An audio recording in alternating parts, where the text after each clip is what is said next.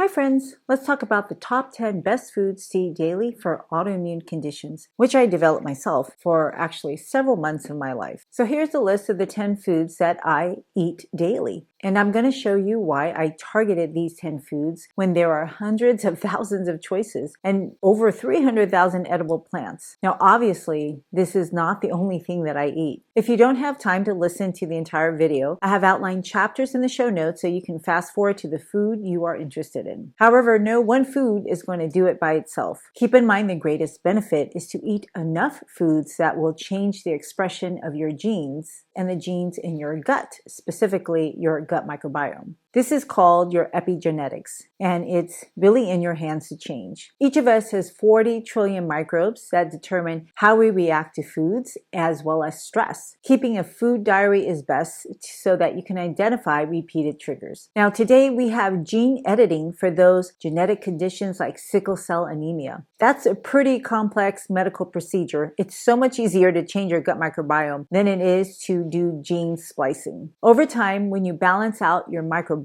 your intolerances and metabolism will improve. So number one is to eat kale. And it's not just any variety. It's a Laciniano kale or dinosaur kale, the evergreen dark ones. Now, when I struggled with my autoimmune condition, I had heard that kale helps some people in Japan, so I tried it. A few years later, I found this study that showed kale directly affected the immune system. Then another clinical trial in which they gave kale juice to people for 12 weeks, including people who smoked, and they had high cholesterol. Not only did it reduce their cholesterol by half, but it also shot up their glutathione peroxidase activity. There's lots of ways in which cholesterol can go down, like removing dietary fat, but usually it doesn't increase glutathione activity. Glutathione peroxidase is a powerful enzyme that reduces inflammation. Now, since then, it's been shown that cruciferous vegetables like kale will boost glutathione levels. Now, glutathione powers your number one antioxidant and anti-inflammatory tool that's in all your cells, the glutathione redox system, which is also dependent upon selenium, magnesium, riboflavin, and cysteine. In autoimmune conditions, there is an increase in the oxidative stress in the body, and this leads to chronic inflammation. This chronic state can tax the body's glutathione redox activity, and this further worsens symptoms. Now, even though on one side of the immune system, it's actually hyperactive, attacking self, on the other side of the immune system, it's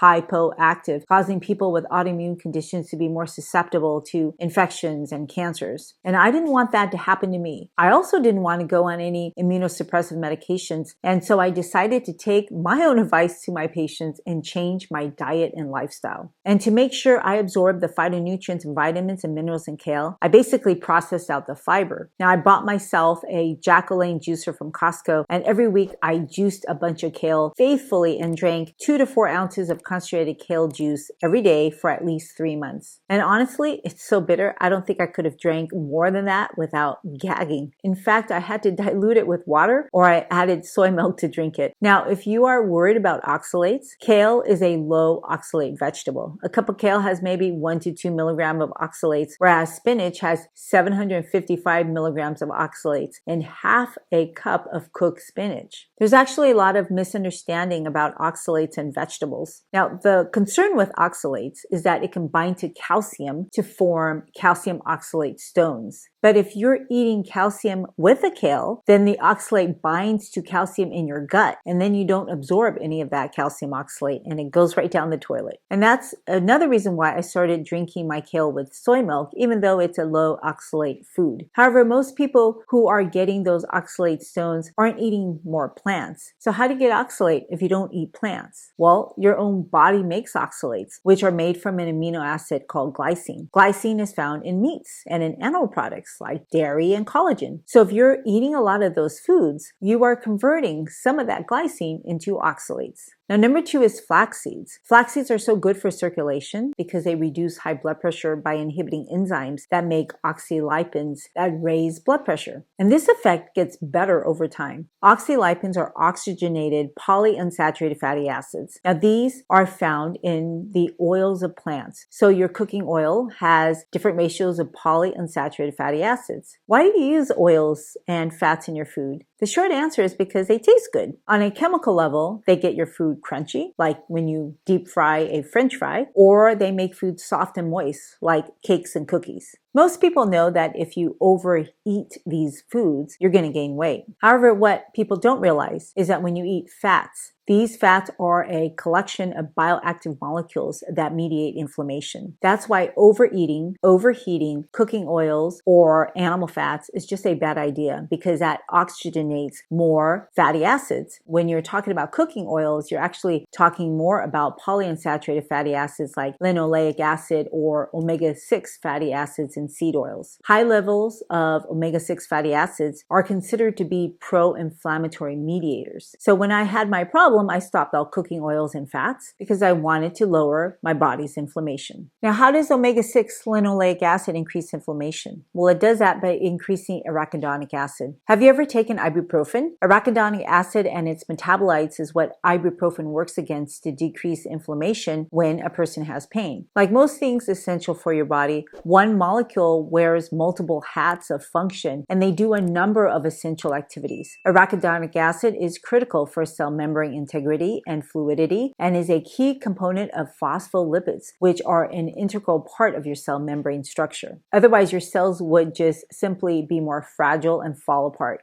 Arachidonic acid is also a key signaling molecule that modulates the activities of various enzymes and receptor systems. This includes the functions of ion channels and signaling pathways that are vital for cellular communication. In addition, arachidonic acid is a precursor to various eicosanoids, including prostaglandins, thromboxanes, and leukotrienes. These molecules are involved in the inflammatory response and help to regulate immune functions. Now, we all need some inflammation to survive. Prostaglandins and leukotrienes are essential for initiating as well as resolving inflammation. This helps the body to respond to infections and injuries. Now, in your abdomen, specific prostaglandins derived from arachidonic acid, they play a role in managing your digestive system's functions, and they're also involved in the reproductive system processes like ovulation and uterine contractions. And if you want to grow muscle, arachidonic acid can influence muscle tissue response and growth. It is involved in the repair process of skeletal muscle tissue through its metabolites, which affect local vascular flow and inflammatory responses essential for muscle recovery and growth.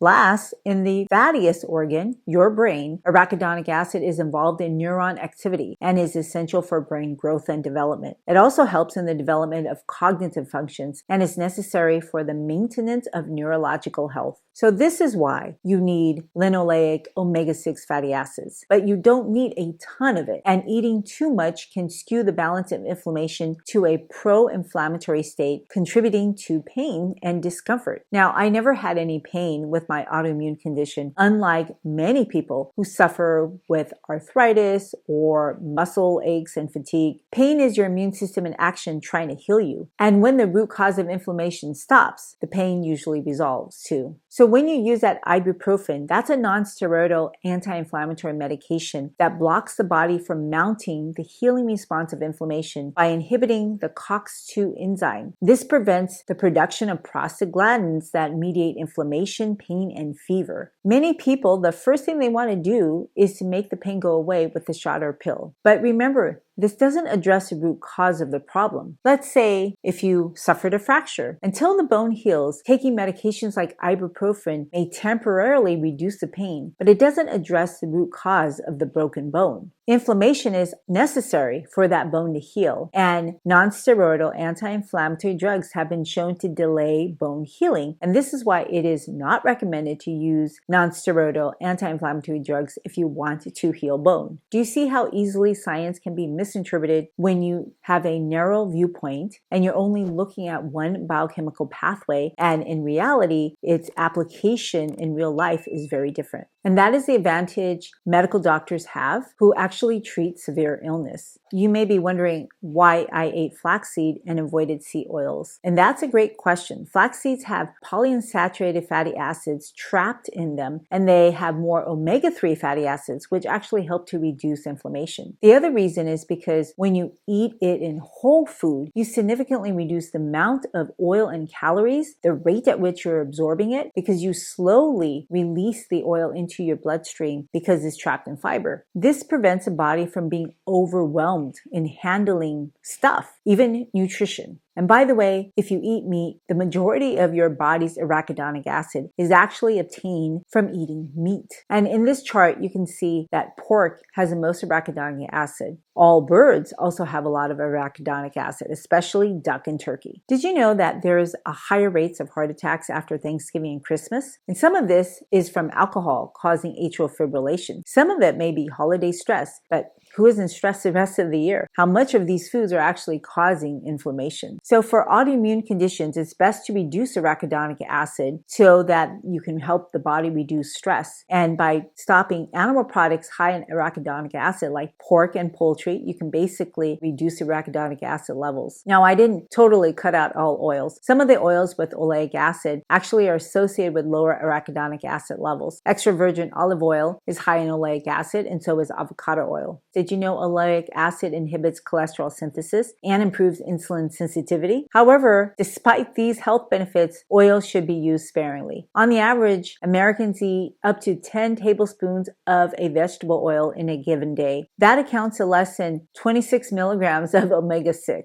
Whereas a serving of chicken has hundreds of grams of arachidonic acid. And remember, 1,000 milligram is 1 gram. So if you converted this to dollars and coins, it would be like 1,000 pennies to one $10 bill. So 26 pennies in oils is nowhere near $10 in animal products. And if you're looking to switch your protein to eggs, just know that eggs have more arachidonic acid than chicken meat. Another benefit of flaxseed, its ability to lower blood pressure. Now, I don't have a blood pressure problem. I never had that as an issue, but there is not a disease that doesn't involve messing with blood flow and blood vessel inflammation. I mean, this is literally the artery of your body. It's like the streets and the roads of your city. You need to have streets and roads in order to live and travel to and from your home, to pick up children or to go to work. And there is no traveling when the streets and roads are blocked. So it is crucial and my utmost priority to maintain good blood pressure, to maximize blood flow for healing any condition. So even though I never had high blood pressure, I know I was eating a pretty poor diet of convenience due to my lifestyle as a busy working young mom. And some people think high blood pressure is a disease of old age. That's not true, because high blood pressure starts when people are young, and that damage builds up over time, causing a significant number of older people to feel bad, so they go see the doctor more. But not everyone who grows old will get high blood pressure, unlike muscle loss. And having an autoimmune condition often eventually leads to blood flow problem like vasculitis, that is basically chronic inflammation that damages blood vessels.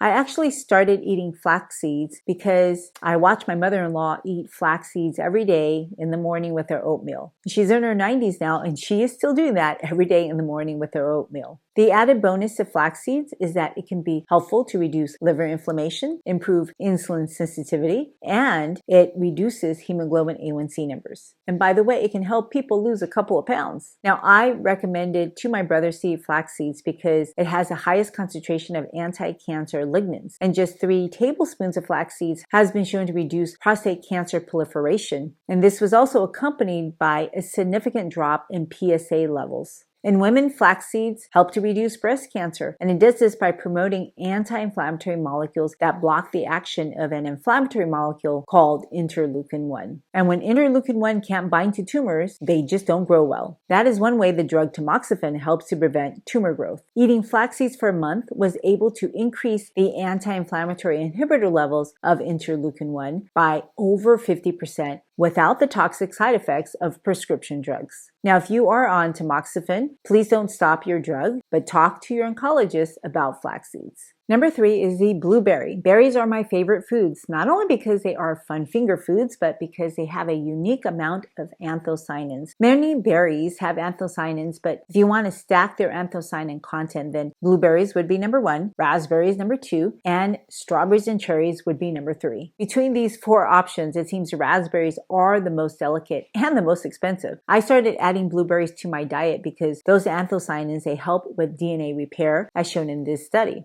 And when the body gets overly stressed with either toxins or infections, DNA damage accumulates. Really, no one can avoid this. Just walking out in the sun causes DNA damage. Over time, though, if nothing is done to reduce the damage in both prevention as well as repair, then diseases like autoimmune conditions occur. The phytonutrients in blueberries have been shown to change gene expression. Really, all foods change our epigenetics, and changing it in a bad way will cause disease, and changing genes in a good way can prevent and improve diseases. Blueberries are also a fruit that people on ketogenic diets can enjoy, as they don't elevate blood sugars like other sweet fruits. In fact, blueberries are the only fruit that I blend to drink with my green smoothie. That's right, I no longer juice kale. It just takes quite a bit of time. But instead, I drink a smoothie with a couple of leaves in it daily. And here's how I make it. It takes me about a minute more than washing the produce. I take 2 leaves of lacinato kale, a handful of frozen blueberries, and a handful of strawberries. And then I pour enough soy milk to cover those ingredients up. And then I just put my hand blender and blend it all together.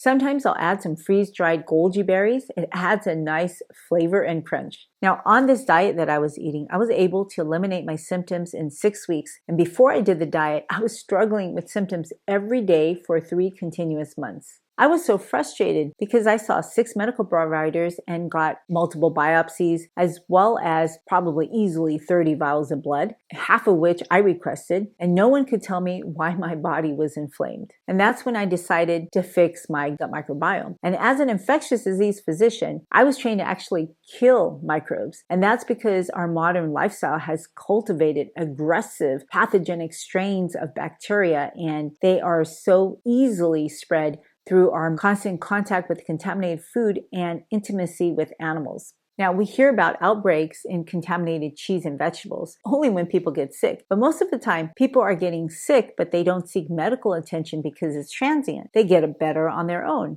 Or we may not connect the exposure to the symptoms. And most people don't unless you see a subspecialist like me who asks a lot of questions. Most people who have infectious diseases, they don't have pets. But what they are doing is that they're exposing themselves to contaminated animal products like chicken. Did you know that raw chickens are contaminated with pathogenic strains of drug-resistant E. coli that can cause foodborne illnesses and urinary tract infections? And for some people, a urinary tract infection can lead to dialysis and sepsis. Now, E. coli sounds really scary, but it's actually a normal bacteria in the human gut. However, it's not normal to get sick from it. There are over 7 million office visits, 1 million emergency room visits, and 10,000 hospitalizations every year due to extraintestinal E. coli infections. So this is no joke. The thing is, how does this happen? You see, pathogenic strains of bacteria are known to have plasmids, or this is basically small circular DNA that they can give to other bacteria. These plasmids are basically super genes that help the germs survive. And the worst part is that when they share these plasmids with other bacteria, they can share it with strains that are totally unrelated. It's kind of like handing a baton to the next person in a race. It's really that easy for them to share. So when you pick up a pathogenic germ from an animal, even if it's raw chicken breast, and they can give and share their plasmids to your friendly E. coli and make it virulent. It's kind of like Anakin Skywalker, who was studying to be a Jedi, but then got transformed to be a Sith under the spell of the Emperor. And this isn't a theoretical problem. It is actually happening globally. So I tell people if they don't want that recurrent urinary tract infection, especially if you're female and if you're older, then you should seriously reconsider bringing home raw chicken. Americans eat 1 million chickens an hour. I mean, how do you safely mass produce an animal that fast? By the way, if you don't like genetically modified plants, well, they are genetically modifying chickens to try to prevent the next flu outbreak. And really, how does germs not propagate with animals that are grown so fast in such stressful, crowded environments? And if you're surprised that they would allow genetic modification in animals, then you must not be aware that the chicken you're eating is already genetically modified. Your rotisserie chicken was not that big in the 1950s. So what does infections have to do with autoimmune diseases? Well, bacteria, including foodborne pathogens like Campylobacter, they are well known to cause autoimmune diseases. There is a life-threatening condition called Guillain-Barré syndrome that can cause paralysis of your muscles, including the ones that are responsible for you to breathe. And 1 in every 1,000 cases of Campylobacter can end up having Guillain-Barré syndrome. After a Campylobacter infection, it's not uncommon for people to get arthritis of the knee or even of the spine called Reiter syndrome. You see, in the shell of the bacteria is a lipopolysaccharide cell wall. And in the cell wall is a molecule that resembles a molecule in our nerve cells. This is called molecular mimicry. Sort of like the movie The Parent Trap, in which the twins swap families. Well, our body, it thinks that it's attacking the bacteria, but in fact, it's actually attacking self. And it's not just Campylobacter. Lots of pathogens can do this. Now, this list is both viruses and bacteria as well as parasites. But the one common thing that this list has amongst all these infections is that these infections are usually acquired through contact and ingestion. Hence, reducing your risks by eliminating highly contaminated sources potentially can improve autoimmune issues. Now, this is the opposite of the hygiene hypothesis that believes repeated infections can protect people from autoimmune diseases. I don't believe in the hygiene hypothesis. First of all, there's no way to sterilize people's environments. And in the last 3 years, it has proven that no matter how hard people try to avoid germs, they can't. I personally believe that we have more autoimmune issues because our food quality has significantly changed over the last 100 years, disturbing our gut microbiome balance, changing our immune resilience, and exposing us to more aggressive germs. However, the good news is we can rebuild and heal our gut by feeding our gut microbiome the food it was meant to eat, and that would be whole foods rich in fiber. And the reason why it's not like a fiber laxative is because when you eat whole foods rich in fibers, they come with phytonutrients like anthocyanins that can also induce fat burning, it can lower insulin resistance, and it can protect your DNA from daily damage. Now, when you eat anthocyanins, it doesn't all get absorbed. And that's okay, because when it doesn't get absorbed, it goes down to feed your gut microbiome. So you're actually kind of sharing your meal. Your large intestine holds the majority of your gut microbiome, which is like 40 trillion microbes. And every time you eat, they can feast on those blueberry anthocyanins. So some of you may be eating yogurt for probiotics, but it's been shown taking probiotics, it doesn't necessarily make them stay in your gut. Otherwise, it should just be a one-time dose. It's kind of like your lawn and seeding it just once. What if you had to seed it every single day? I mean, that would be ridiculous, right? And you would ask yourself, why is this seed not thriving in your lawn? And that's a problem when we take probiotics. If we just take probiotics and we don't actually feed those microbes, then there's no reason for them to stay around. And this is why eating berries can help ensure that good gut microbes are thriving. Because when they are happy, they in turn make beneficial molecules to help further improve your metabolism and health. Number 4 is the most antioxidant spice, clove. Have you ever thought that your dental office smells like the spice clove? If so, maybe you were smelling eugenol, an anesthetic purified from cloves that have been used for centuries by dentists as well as traditional medicine and culinary arts. Both Chinese and Ayurvedic medicine use eugenol for its antiseptic and pain relief properties. And at one time, the aromatic properties of cloves were also highly prized in the spice trade that connected Asian cultures and the Middle East and Europe. Now, I grew up eating clove in traditional Chinese dishes, and honestly, I love the flavor that it added to sauces, but I hated accidentally biting into one. I now realize the diversity of plants is a key to the longevity of Asian cultures, but growing up in America, I had really turned my nose to the whole idea that you can game it through food until this study proved that just by eating normal amounts of spices and food can have tremendous DNA protecting power. They basically recruited people from the campus of the University of Florida, and they just gave them normal amounts of spices twice a day as if they were eating real food. And they tested them after 7 days.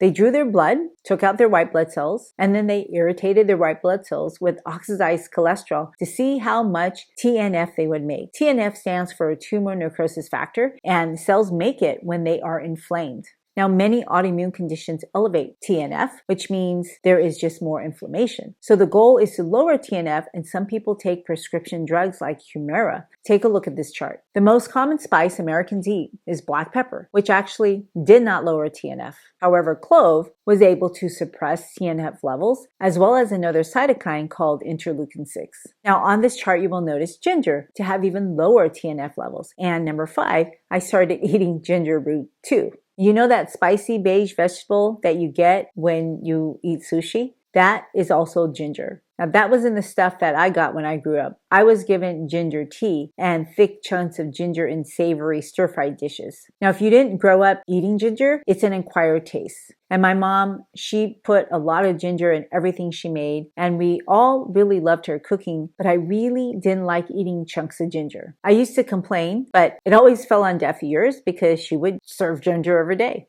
And everything was just super gingery. And now I know why. Here's a list of some of the benefits supported by published randomized controlled trials on ginger. Google any major American hospital and you will find ginger and a list of its health benefits. Ginger was my parents' go-to remedy whenever I didn't feel well. Sore throat, ginger tea. Tired, ginger tea. Stomach problems, ginger tea. As a child, it seemed that there was no other answer but ginger tea, unless I wanted to eat the ginger root. Now, neither was pleasant to eat, but I wasn't allowed to leave the table until I finished the spicy ginger tea. And now, Western science is just catching up to the East, which used ginger to treat many medical conditions such as nausea, wounds, muscular pains, osteoarthritis, atherosclerosis, and cholesterol, ulcers, and stomach discomfort. Now, this is because the phytonutrients in ginger have powerful antioxidant and anti-inflammatory effects, including affecting cyclooxygenase 1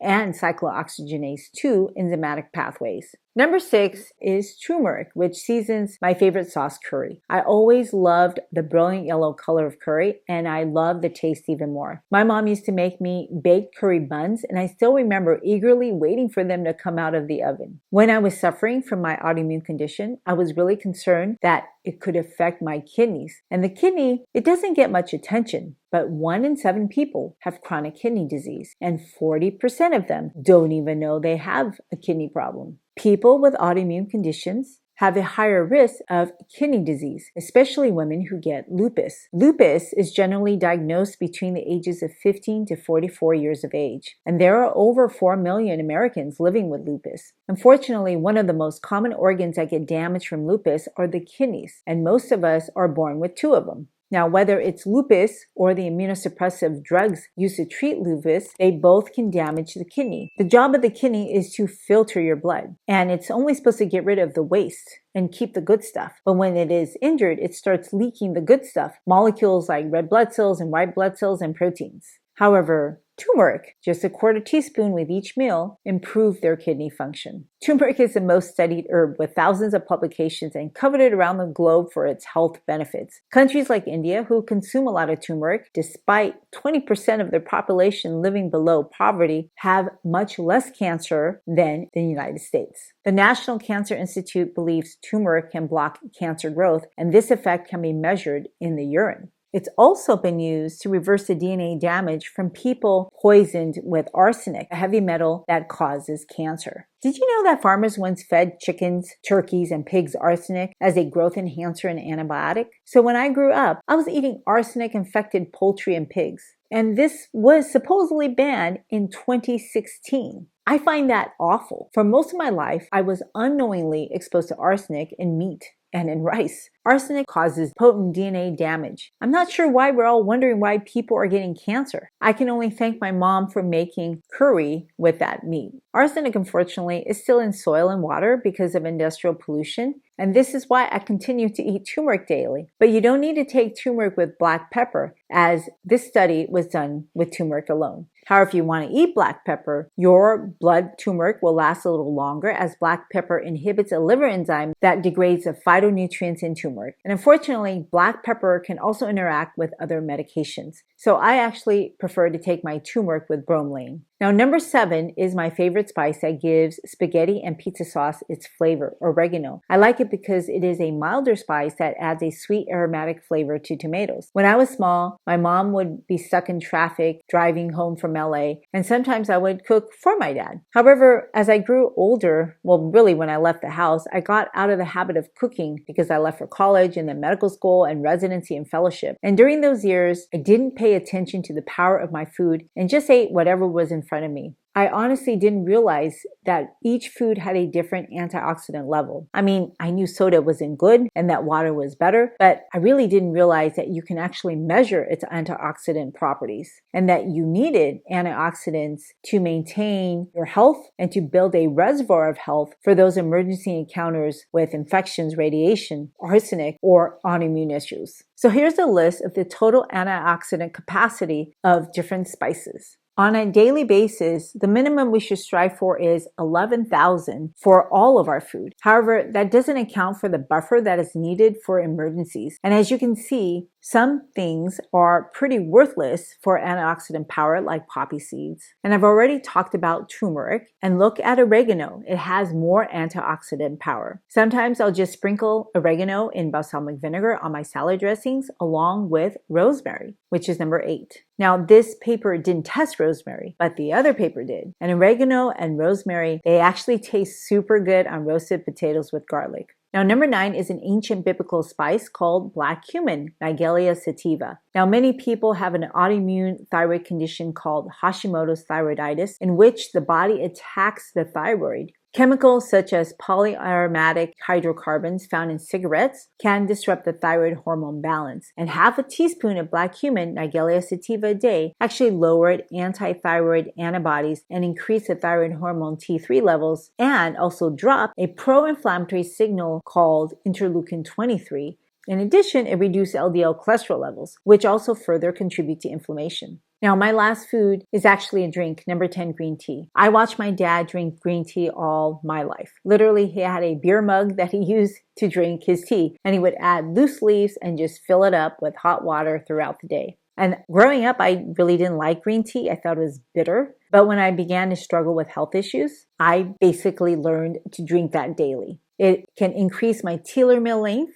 and as well as help fight DNA damaged cells. And to me, if a food can counteract the harms of tobacco, that's a pretty powerful food. Did you know it also has antiviral properties? And there's actually an FDA-approved genital wart cream made from the polyphenols of green tea. Now, people with autoimmune conditions, they basically have more DNA damage and are more immunosuppressed than those without. However, there are many things that we can do to enhance our immune system and repair that damage. And if you want to learn more about that, watch the next video.